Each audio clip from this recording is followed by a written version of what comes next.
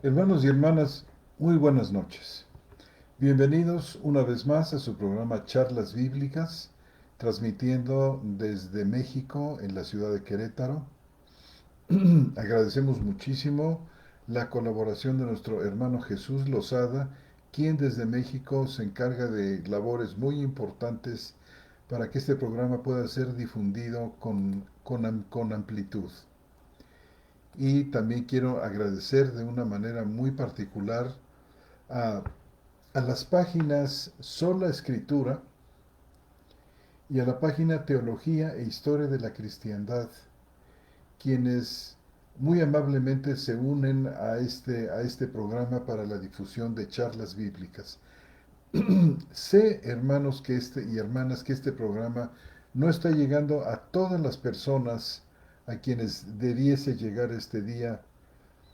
Eh, Les pido, por favor, si es que pueden oír esta grabación, este programa, que por favor puedan bajar posteriormente el programa grabado que vamos a tener a su disposición muy pronto. Nuestro hermano Armando González, quien está en su casa debido a las restricciones que nos han impuesto por la pandemia, no va a poder unirse con nosotros porque no hemos podido encontrar la manera en la que podamos aparecer los dos charlando junto con ustedes como lo acostumbramos siempre, debido a algún problema técnico, seguramente a que las redes además están muy congestionadas, debido a que muchísimas personas están pues utilizando el servicio de internet. Bien, pues eh, voy a hacer una síntesis, hermanos, de lo que quiero comunicarles en esta ocasión en torno al tema Anatomía de la Iglesia. Ustedes han tenido ya la oportunidad en los programas anteriores de escuchar previas grabaciones que tienen que ver con el lugar de la mujer dentro de la Iglesia. Fueron 8 programas que considero de la mayor importancia para que pueda ser entendida, pueda ser apreciada, estimada la participación y el lugar de la mujer dentro de las reuniones de la iglesia. Y como subtema de esta anatomía de la iglesia, vamos a tener ahora la segunda parte de un programa que se basa en 1 Corintios 12. Ya vimos nosotros los primeros 13 o 14 versículos en la primera parte. Hoy vamos a ver la segunda parte de este programa dedicado a la manera en que los cristianos primitivos funcionaban, cuál era la dinámica espiritual que movía a aquellas congregaciones. En la primera parte del estudio de 1 Corintios 12 veíamos que la actividad de la iglesia es fundamentalmente, podemos llamarla sobrenatural. Es Dios mismo, el Dios trino y uno, el Padre, el Hijo y el Espíritu, quienes activan y energizan dentro de la comunidad de los santos y de las santas una serie de dones, de actividades, de operaciones que tienen la función y la finalidad de edificar a los santos a través del ministerio o del servicio, la diaconía de todos los participantes en una reunión. Dentro de estos dones, capacidades y servicios podemos contar la palabra de ciencia, la palabra de sabiduría, la palabra profética, la, como dice 1 Corintios capítulo 12, eh, poderes milagrosos, discernimiento de espíritus, distintas lenguas, interpretación de lenguas, y en 2 ocasiones nos dice el apóstol que todas estas cosas, Todas estas actividades sobrenaturales, espirituales, las energiza, es decir, les da poder, poder creativo, poder transformador en todas aquellas personas que las practican. Y esta es la esencia de la dinámica de Dios dentro de la iglesia. Recordemos nosotros que la gran meta de Dios es el equipamiento de los santos para la obra del servicio. Dios tiene proyectos muy particulares para sus santos y sus santas en todas las épocas de la historia. En la nuestra, por supuesto que también. Pero este proyecto de Dios no puede realizarse si no es en los términos mismos que Dios ha puesto para que este equipamiento de los santos pueda darse. Entonces, estos dones que Dios deposita en cada uno, en cada una, hacen que todos seamos importantes, que todos seamos valiosos en el cuerpo. Y el cuerpo, en función del ejercicio de estos dones, adquiere solidez, adquiere unidad. El cuerpo se convierte en un ser vivo intensamente activo que desarrolla diversos propósitos de Dios en el mundo, dentro de la comunidad y fuera de ella. Por ejemplo, fuera de ella, nos dirá el apóstol en la carta a los filipenses que Dios ha colocado a la iglesia en medio de una generación maligna y perversa, en medio de la cual la iglesia resplandece como luminar. Y dentro de la iglesia, el ejercicio de los dones produce un tipo de relación interna que une, que establece vínculos profundos y permanentes entre los creyentes, fundamentales para crear de la iglesia un ser distinto del mundo, un ser vivo que crea una cultura, la cultura del servicio, la cultura del amor, la cultura del reconocimiento de Cristo mismo que vive entre nosotros. Y bueno, podemos nosotros contar dentro de estos propósitos, dentro y fuera de la iglesia, muchos, un centenar, un millar, mucho más.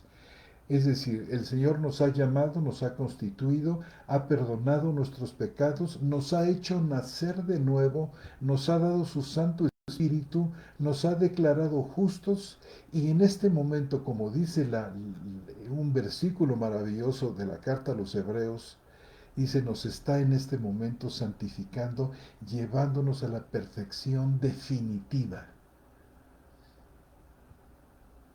Y esto se realiza a través de la actividad propia de cada creyente. Hay un versículo importantísimo que destaca esto, que es Efesios capítulo 4 y versículo 16, a quienes les invito ahora a que podamos leer. Eh, dice la palabra de Dios así. Dice, sino que hablando, esto voy a leer desde el versículo 15, sino que hablando la verdad en amor, crezcamos en todas las cosas, en aquel que es la cabeza, Cristo, dice, por quien todo el cuerpo está siendo estructurado y unido por la provisión de cada ligamento y según la función sobrenatural de cada miembro. El crecimiento del cuerpo se realiza en amor para su propia edificación. Quiero señalar de manera particular esta parte del versículo que dice, según la función sobrenatural. Aquí se emplea el verbo energeo para destacar que esta actividad de cada uno es una actividad que el Espíritu Santo está provocando, está nutriendo, está dirigiendo y De tal manera lo hace que puede promover el crecimiento y la maduración de los creyentes. Es decir, en la iglesia todos somos activos y la ministración, la diaconía, el servicio, nos lo damos unos a otros. Hemos señalado ya, y lo hago ahora con mucho gusto una vez más, que el sello distintivo del servicio cristiano es unos a los otros, unos a los otros. En más de 50 y tantas ocasiones, regadas en todos los escritos del Nuevo Testamento, nos encontramos que los creyentes eh, entramos a este equipamiento a través de la actividad propia de cada uno, es decir, enseñándoos unos a otros, amándoos unos a otros, llevando los unos las cargas de los otros, exhortándoos unos a otros, confesándoos los pecados unos a otros. Todas estas cosas tan vitales son algo que son el resultado, podemos decir, de un ministerio cruzado entre unos y otros. En el Nuevo Testamento no tenemos nosotros un servicio, una administración unidireccional. Es decir, que del púlpito vaya a dar a la gente que está sentada en los asientos, los cuales lamentablemente no pueden preguntar, no pueden interrumpir para hacer un comentario, no pueden preguntar nada.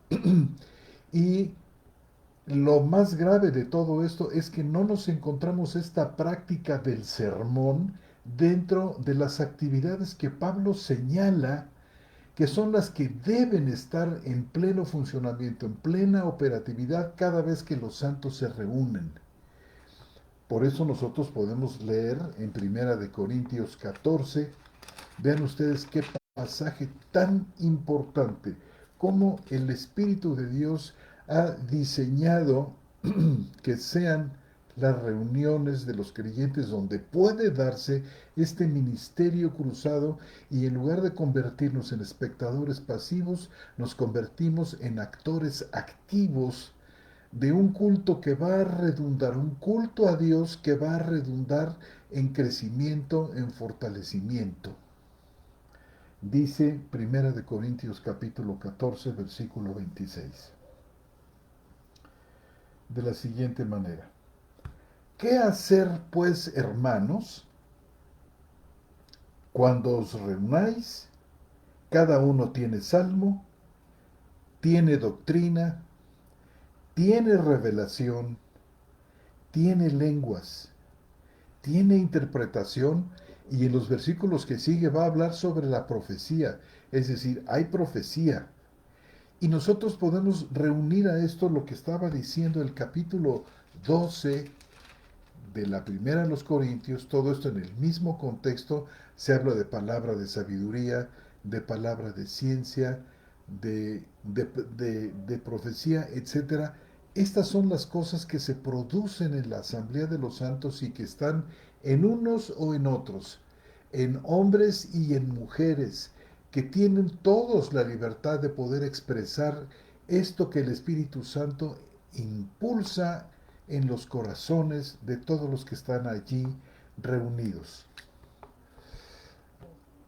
Ha sido una lástima verdaderamente que la historia de la iglesia, esta práctica diseñada por Dios, seleccionada por Dios, en los que hay una activa, una viva participación de todos los creyentes, ha venido a verse vulnerada, a verse dañada gravemente al ser arrebatadas estas funciones de todos los santos y puestas en el ejercicio de uno, dos o tres personas dentro de las congregaciones.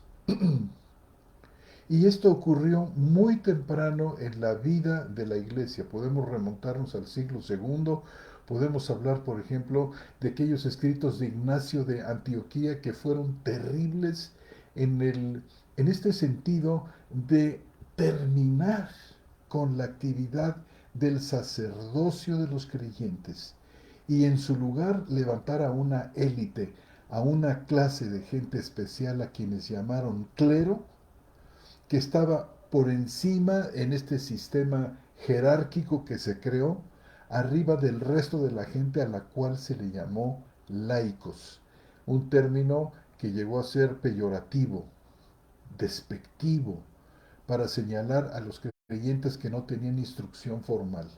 Quiere decir que todos los dirigentes, todos los especialistas religiosos, los gurús dentro de la cristiada, fueron aquellos que arrebataron de la mano de los verdaderos creyentes, del corazón de los creyentes, esta actividad fundamental que los hacía verse equipados para la obra del ministerio, para funcionar dentro y funcionar fuera de los límites de la, de la iglesia. Y es además lamentable cómo es que todos ellos se ufanan. Nosotros vemos esas historias de la iglesia, a todas estas invenciones humanas que arrebataron de los santos, todas estas actividades fundamentales para su crecimiento. A esto, hermanos, le han llamado la riqueza litúrgica de la iglesia.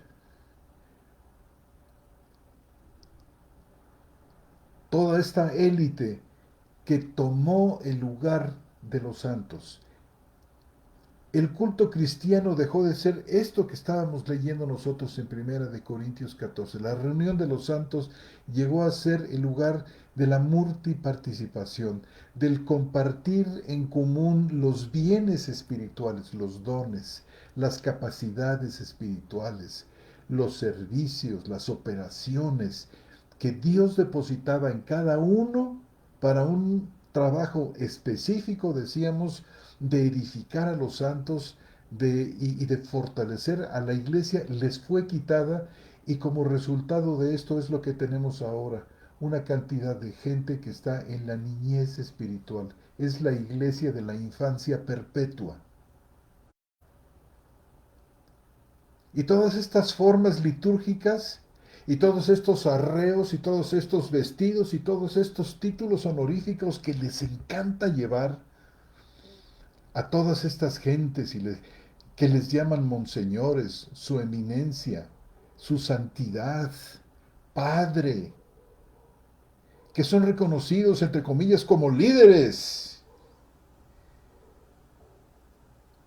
Estos están usurpando el lugar, la actividad, la función de los santos.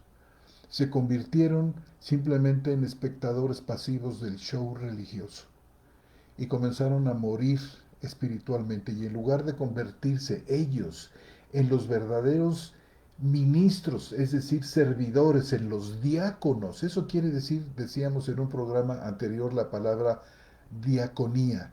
Diaconía, más que ministerio que tiene siempre un sabor jerárquico, religioso, el verdadero sentido de diaconía es servicio. Y nuestro Señor cambió este concepto del servicio de una manera fundamental en su Evangelio.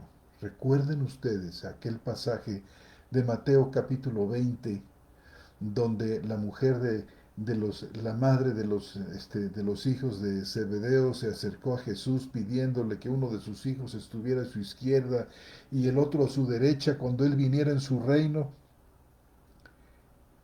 lo que provocó la ira del resto de los discípulos y una discusión muy grande, e interviene el Señor y les dice: miren ustedes, los grandes de las naciones ejercen su autoridad con dureza, hacen valer sus derechos delante de los demás, pero entre ustedes no va a ser así. Entre ustedes el que quiera ser grande será el menor, y el que quiera ser reconocido será el servidor del otro, como yo, dice, que no vine a ser servido, sino dar mi vida en servicio por muchos. Y si ustedes ven la palabra servicio o servir, esta es la palabra, el verbo diaconía, que es empleado una multitud de veces no solamente por nuestro Señor, sino también por el apóstol Pablo para señalar más que un ministerio, entre comillas, un servicio religioso, es más bien el servicio simple, sencillo y desinteresado de los creyentes que viven para los demás. Y este fue el espíritu que hizo poderosa a la iglesia de los comienzos, la llamada iglesia primitiva, y que se perdió cuando fue arrebatado esta clave del servicio de la mano de los creyentes y depositado en el ejercicio, además totalmente errático, de todos los líderes religiosos que surgieron entonces, porque ellos no siguieron el patrón del Nuevo Testamento simple de Primera de Corintios 14:26, que pues, hermanos, cuando os reunís, cada uno tiene, y luego habla de la profecía y dice, todos podéis profetizar, capítulo 14, versículo 33, todos podéis profetizar uno por uno para que todos aprendan y todos sean exhortados. Señalando al principio del capítulo 14 cuál es el objeto fundamental de la profecía, que era el siguiente, versículo 3, el que profetiza habla a los hombres para edificación, exhortación y consuelo.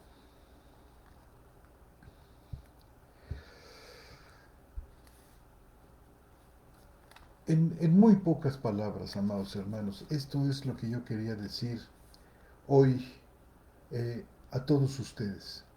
Hermanos, señalar que el hecho de que el Espíritu Santo haya dado dones a los santos convierte la reunión de los santos en una asamblea sagrada, donde está presente en el centro mismo el sumo pontífice de nuestra profesión, el sumo sacerdote, Jesucristo, la cabeza verdadera, viva, rectora, directora de la iglesia, el autor y el consumador, el perfeccionador de la fe, para hablarnos Él personalmente a través de los dones dados a hombres y a mujeres, para hablarnos mediante estas capacidades espirituales que ha concedido a cada una de las partes de su cuerpo en una localidad determinada, para edificarnos, para construirnos, para fortalecernos, para consolarnos, para nutrirnos, para darnos visión y sabiduría, para darnos palabra de conocimiento y entender la palabra de Dios, a dónde nos conducimos, para saber vivir delante de Él y delante de los hombres.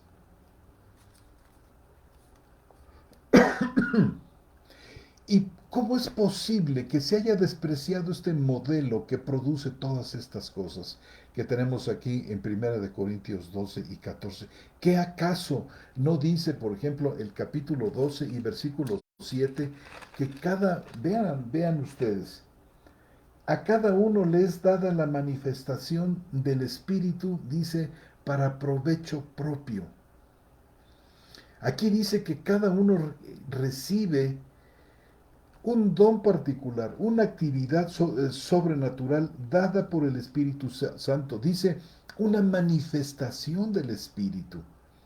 Dice, para nuestro provecho. ¿O qué? ¿Vamos nosotros a despreciar este provecho de Dios?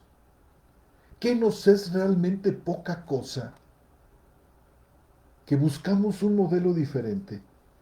¿O que vamos a despreciar también que Dios mismo, en el ejercicio de sus dones, de sus actividades, de sus servicios, es el que está energizando, es decir, el que da poder sobrenatural a, a sus miembros, a sus santos? Vean ustedes cómo dice en dos ocasiones, decíamos, aquí en Primera de Corintios, versículo 12, capítulo 12, versículo 4. Ahora bien, hay diversidad de dones, pero el Espíritu es el mismo. Hay diversidad de servicios, pero el Señor es el mismo.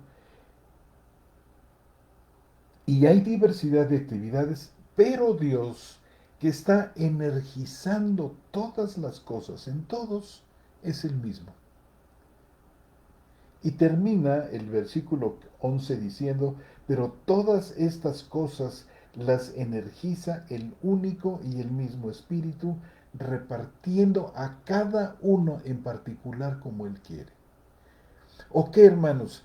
Estos modelos litúrgicos que se inventaron, que son el sustituto de esta palabra de ciencia, de estos poderes milagrosos, de estos dones de sanidades, de esta palabra de conocimiento y de ciencia, de esta profecía, es que se dio algo mejor al suplir, al cambiar el modelo de Dios. ¿Fuimos los hombres capaces de producir estas cosas o mejores cosas que estas? No son estas las cosas que son para nuestro provecho. ¿A quién se le pudo haber ocurrido cambiar esto? Hacer un cambio que vino a perjudicar de manera fundamental a todos los santos y a todas las santas desde tiempos inmemoriales. Yo creo que fueron seguramente gente impía, metida dentro de la iglesia, hermanos y hermanas. Noten ustedes algo muy significativo en 1 Corintios 12:1, que dice, pero ahora, hermanos, no quiero que ignoréis acerca de las cosas del Espíritu. Cosas del Espíritu. Pablo está instruyendo a los santos acerca de cosas fundamentales que tienen que ver con cosas del Espíritu, con la idea, con la, con la intención perfecta del apóstol, sabiendo que hay dentro de la iglesia quien tiene esta capacidad de oír y de entender, de recibir y de aceptar estas cosas del Espíritu, lo cual no ocurría con otra gente que también estaba dentro de las congregaciones. Miren ustedes en el capítulo, aquí mismo en esta carta a los Corintios, en el capítulo 2, dice el versículo 12, y nosotros no hemos recibido el espíritu del mundo, sino el espíritu que proviene de Dios, para que sepamos lo que Dios nos concedió gratuitamente. Versículo 14, pero el nombre natural, el griego dice psíquicos, de la palabra psijí, alma, el hombre almático. Y una buena definición de psíquicos es aquel que no tiene el Espíritu de Dios. Dice, pero el hombre que no tiene el Espíritu de Dios, el hombre terrenal, el hombre natural, el hombre psíquicos, no acepta. El verbo déjome aquí también puede significar no recibe. No acepta o no recibe las cosas del Espíritu de Dios porque para él son locura. Fíjense, no acepta las cosas del Espíritu. El apóstol Pablo en el capítulo 12 dice que quiere instruir acerca de las cosas del Espíritu. Pero hay dentro de la misma congregación gente que no recibe las cosas del Espíritu, que están dentro haciéndose pasar por cristianos, pero en realidad no lo son. Y fueron estos precisamente quienes al paso del tiempo vulneraron gravemente la santidad, el, el, el, el proceso de perfeccionamiento y de maduración de los santos al arrebatar de las manos de ellas estas cosas y centrarlas en ellos. Y se volvieron, hermanos, como decía el profeta Jeremías, como cisternas secas que no retienen agua, y la gente verdaderamente comenzó a morir, a morir de sed.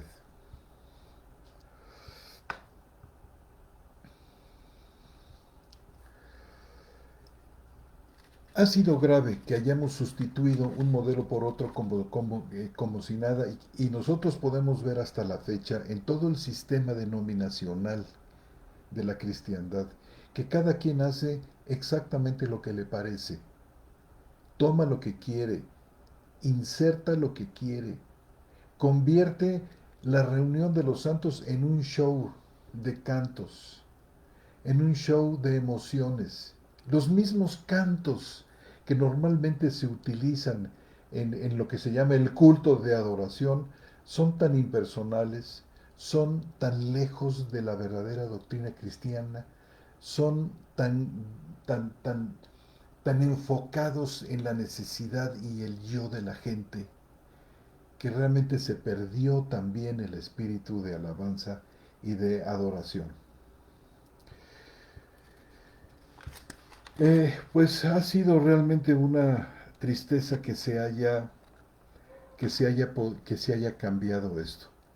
Noten ustedes lo que dice el capítulo 12 de Primera de Corintios, capítulo 8, que dice que por el Espíritu, dice, a uno le es dada palabra de sabiduría, a otro palabra de conocimiento, a otro dones de sanidades, a otro poderes milagrosos, no para montar un show, un espectáculo público, televisivo de sanidades, sino para el beneficio de los santos, de los hermanos débiles físicamente o enfermos de la congregación, que estén ahí presentes, o bien para ciertas ocasiones estratégicas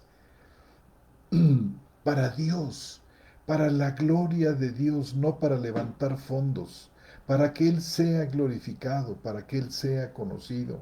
Actividades diversas de lenguas, de interpretaciones de lenguas y de profecías y de otras actividades que se mencionan en otros lugares en las cartas del apóstol Pablo, por ejemplo en Romanos en el capítulo 12. Y el ejercicio de estas capacidades le da unidad al cuerpo, le da la solidez, le da la madurez espiritual que necesita, la capacidad de crear vínculos verdaderamente inquebrantables entre creyentes, que los hace que puedan dar la vida unos por otros, que puedan darse el lugar unos a otros, que puedan fijarse más en las necesidades y de los otros que en las propias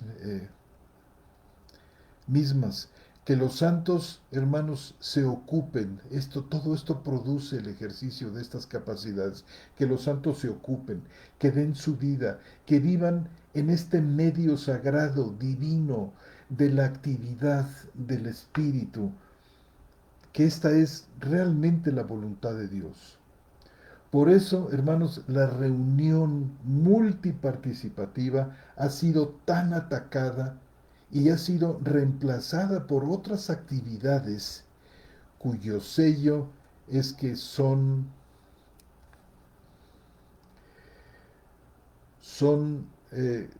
para el beneficio de esta élite, de estos especialistas de la cristiandad que han reducido a los creyentes al silencio, los han reducido a la inactividad y los han condenado así a vivir en una perpetua niñez.